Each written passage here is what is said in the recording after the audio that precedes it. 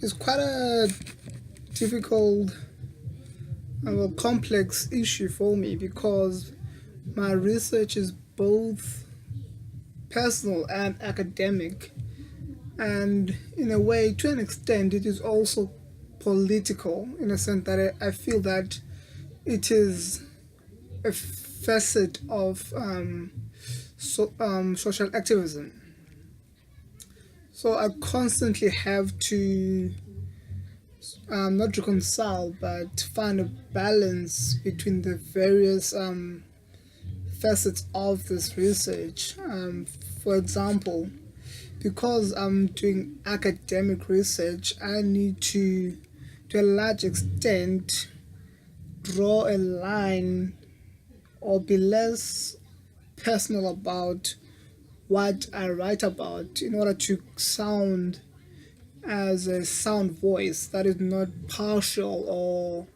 I need to become impartial in a sense in order to be for my work to be deemed as academic and reliable of yeah. And I wouldn't say it is stable because I constantly, through my interaction or engagement in research, my objectives or views change with that. And I find that this is reflected on my writing mainly because it becomes not so much about writing on a topic, it's also about reflecting on how a particular topic affects how I view certain things. For example, my exposure to certain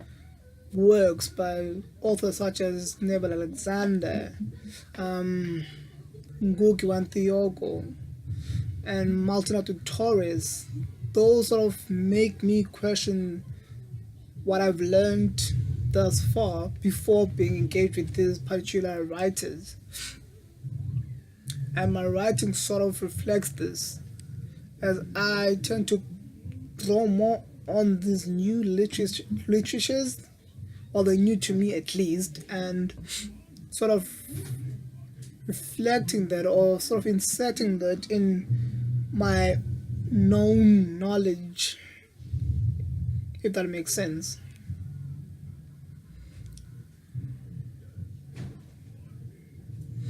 And in this journey of research, I have found that it is important to keep track of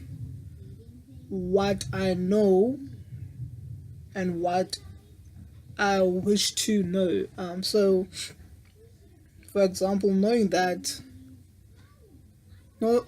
about language practices or language ideologies will, in a way, inform how I will read or consume particular texts, as this is informed by the fact that I understand or I a particular way of thinking about language because of this knowledge that's already there, and this sort of influences what what might happen within my research.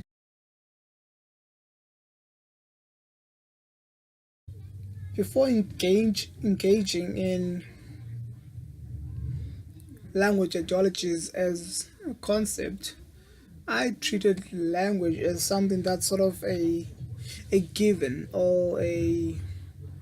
static. Like if I spoke English, that was all. If I spoke Xhosa, that was it. Whereas now that has changed in such a way that I understand that I can actually use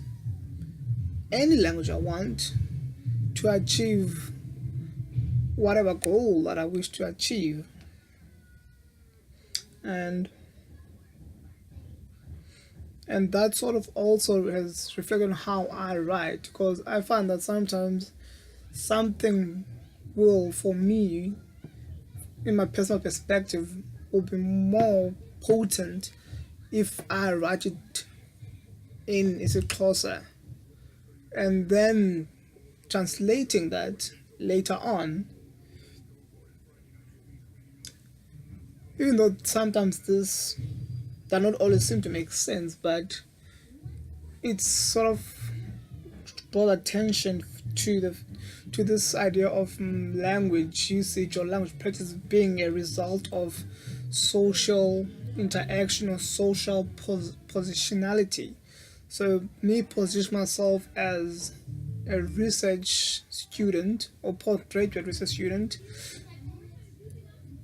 meaning that I'm constantly exploring or sort of assuming multiple identities as a learner who's trying to produce knowledge.